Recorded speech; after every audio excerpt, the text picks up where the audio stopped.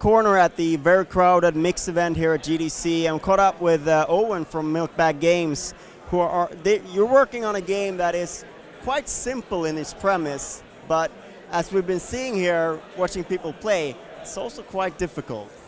Yeah, the game is meant to be simple to learn, so it has very few controls, but there's a lot of depth in the gameplay that emerges out of that control scheme. If you just describe the game as a simple pitch, what is the game? So we're describing it as a futuristic stunt racer that's kind of like OlliOlli meets UniRacers meets Trials, maybe.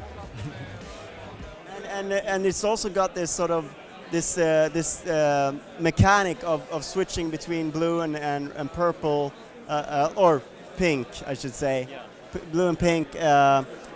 You have two wheels on your vehicle, and then you have to sort of match the rails in different colors and trying to string it along as long as you possibly can.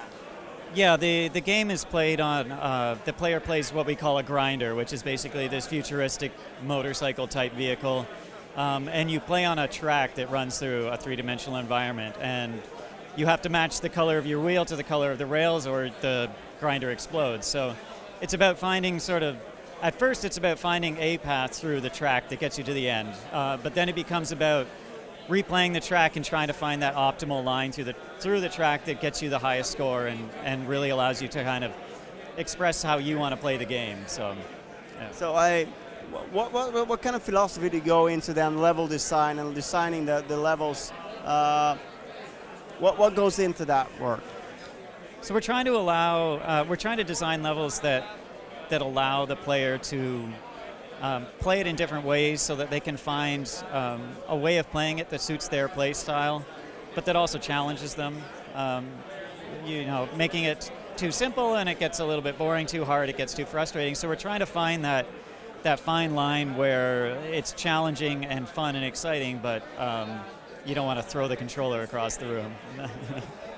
So one thing that for this kind of game that's very, very important and that we can barely hear here is the music, because that sort of puts the player in that right sort of zone and mindset to sort of string all these tricks together. Can you tell us a little bit about what's gone into the music of the game?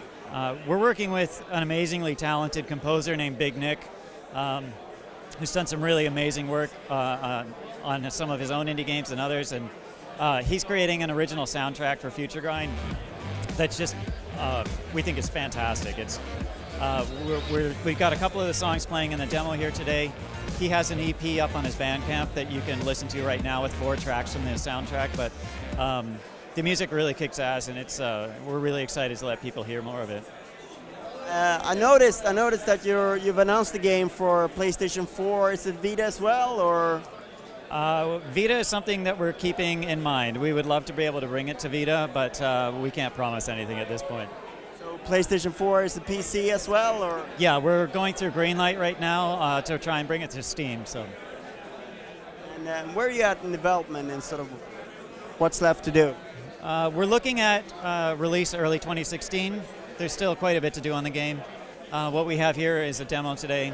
We have a lot of environments to build, a lot of tracks to build, and sort of the game part that ties everything together. So we have quite a bit to do, but we're excited to do it. Thank you so much for your time. Well, thanks for your time. Nice to meet you.